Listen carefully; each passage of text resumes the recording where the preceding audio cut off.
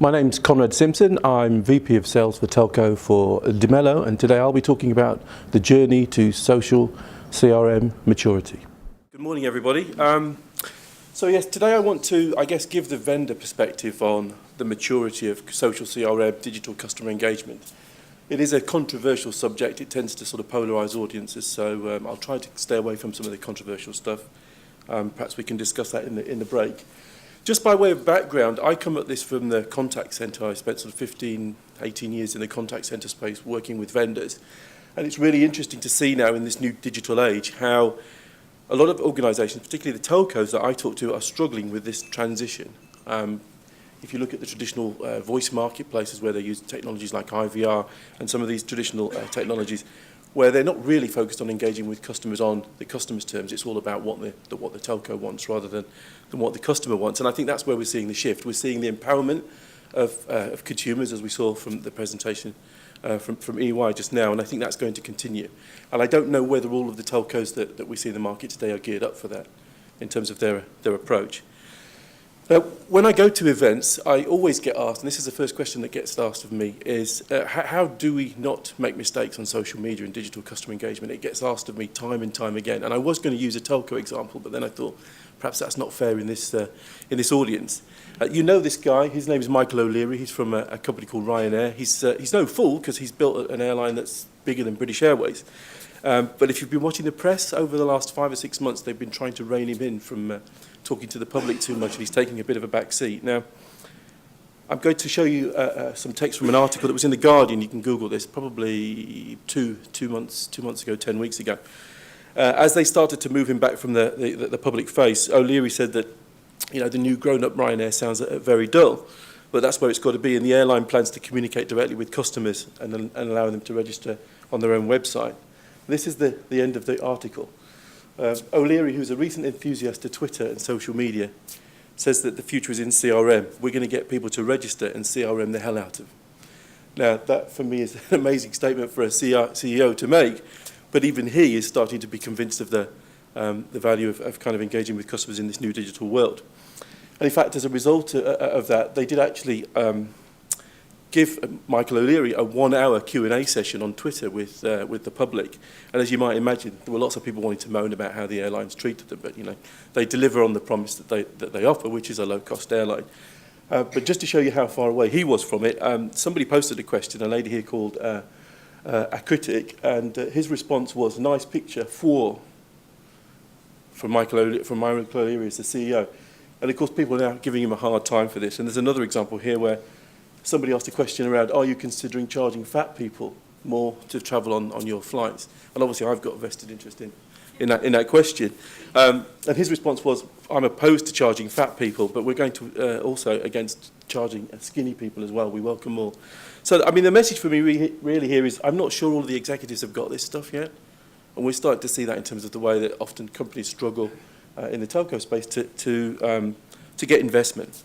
But for sure, our view is that the new channels are here. They're coming thick and fast. And, of course, the operators that we talk to are very focused on delivering that customer service in an effective way.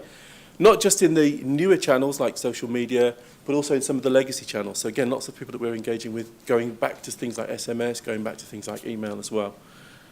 We see examples of it all the time. I get very frustrated by getting emails from my telco which says, don't reply to this email.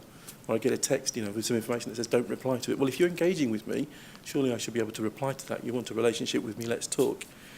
Of course, your reputation is very visible now. It's owned by others. We all know about those Twitter horror stories where people have made mistakes. And I don't think we're going to see that changing.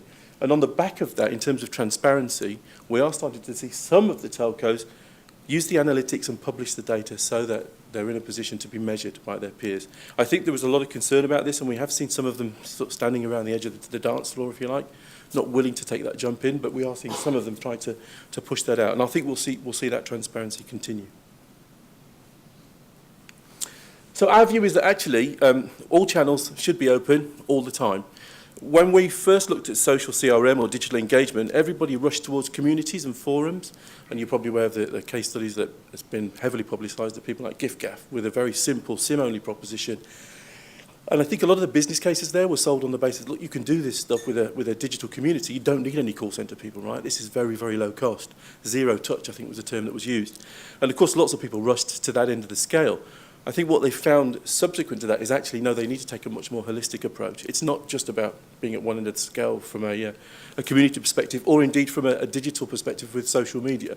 You actually have to be in all of those channels, whether they're blogs, whether they're legacy technologies.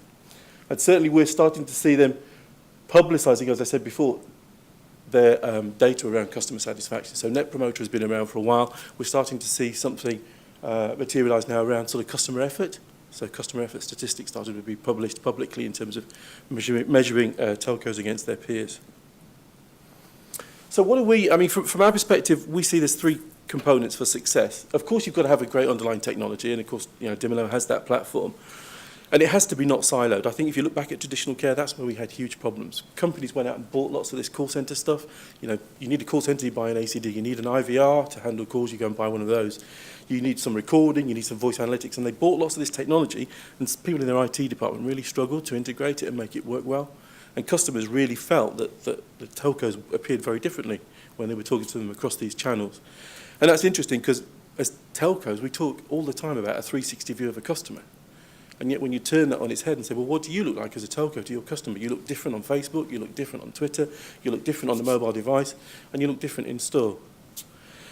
And so in terms of the focus, we're starting to see people, if you like, taking a platform approach. So rather than building these silos again, trying to build something that's able to support all of the channels. For us, consulting and education is critical. The technology piece is an interesting argument. For me, it's about education of staff, education of customers. And this is really all about how that transformation takes place. Customers want to engage in a different way, and those traditional methods are now starting to fall to one side. And of course, execution and improvement. As a company, we've probably done 160 projects across Europe so far in terms of our engagement with customers. And what we're seeing is that they see it very much as a journey. It's not a kind of one-size-fits-all, especially with those that rush to the community forum end of the scale. They've deployed it. And in fact, many of them, I think, are struggling on the back of that because of the challenges that they face around consistency.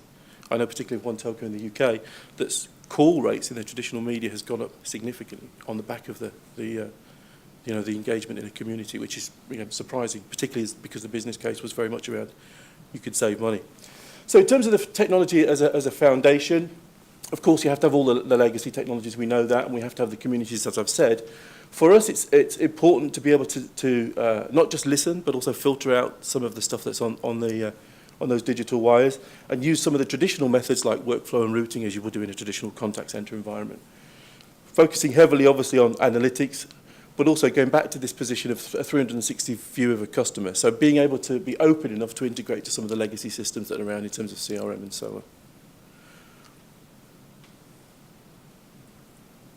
So what do we see from a consulting and execution point of view? Well, we do see that a lot of our customers are starting to say, well, will you give us confidence with the consulting approach? We are concerned about making mistakes, jumping into this new area for us. We know that it's very visible, and of course we know that we need it to be influential, but we really need to listen to what other customers have done in terms of their own experiences. And that makes a huge difference. I mean, just take a community, for example. How do you get a community going? How do you drive people to that site? How do you get adoption rates? I think it's really interesting if you compare legacy technologies like IVR. When I call into a call centre now, the first message I get is, did you know we've got a website? You can solve your problem at www.solveyourproblems. But actually what customers want is to be able to give them that information from an educational perspective. So when they interact with you and you solve a problem, that's when you push them to the forum. Not just try and deflect calls, if you like, by putting up barriers for them to talk to you. Of course, getting it right is important in terms of first-time success. And timing's everything. The one thing we would say is that customers are really struggling to do all of this. They're tending to take a very staged approach. And they're coming at it, as I say, from either community or social media perspective. The education piece, I think, is very, very big. I use the example here of, teach a man to fish, you can feed him for a day. If you've given a man a fish, you can feed him for a day. If you teach him to fish, he can fish for the rest of his lifetime. It is very much from a transformation perspective our view of the world. We're not suggesting that this is a one-size-fits-all. It is very much about taking that approach.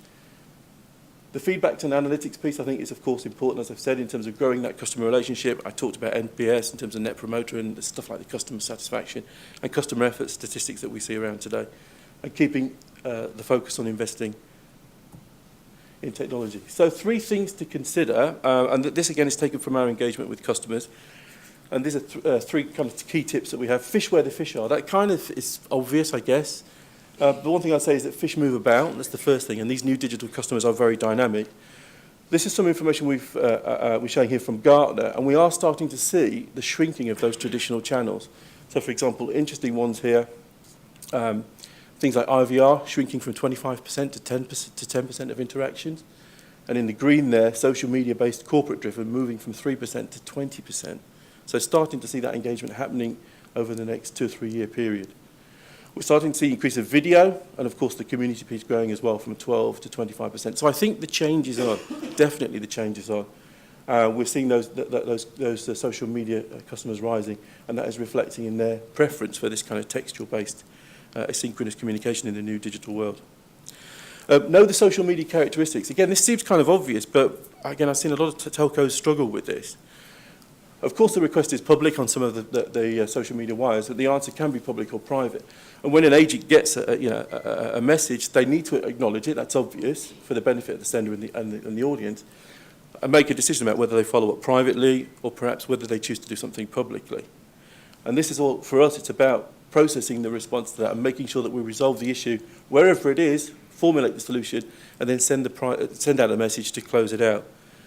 One of the challenges I think here is, again, the volumes. When we talk to telcos, they struggle with the volumes of being able to sort out what is important, what's not important.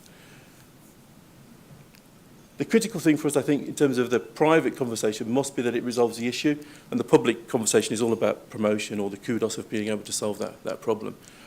One of the things our customers tend to focus on is having consistency. So if you call into the call centre and the answer is available on Twitter, then you should be able to post that answer to the customer there. If it's on a blog, you should post it there.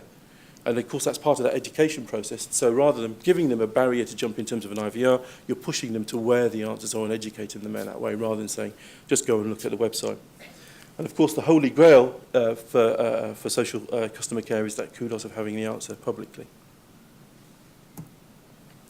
Don't be afraid of new risks. I think, again, going back to this thing of confidence, people do tend to be worried about jumping in, and of course, there are potential negative buzz issues or social crisis risks. But the thing is, you can't learn to swim without going to the swimming pool. You've got to jump in and you've got to practice. That's certainly our experience in terms of the engagements we've had.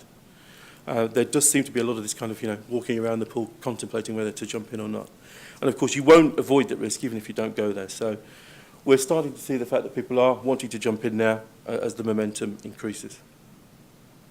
And of course, I think a good point is that if you do something bad in one of the traditional medias, of course, you still face the issue that social media could give you a challenge. So who has Dimelo helped? So there's a bunch of customers here. You'll see that there's a very heavy French theme. We're a French organisation. We have had a huge success, I think, in terms of French telco. So Orange, Bouygues Telecom, B&U, Meditel in Morocco, and so on. Belgacom also in Belgium.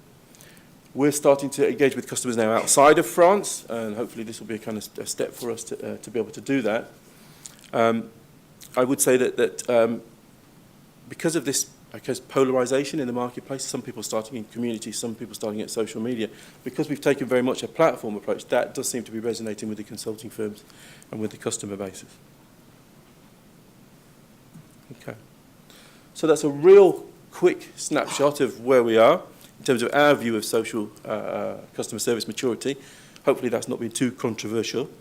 If you've got questions, I can take them now, or perhaps we can discuss them over the networking break.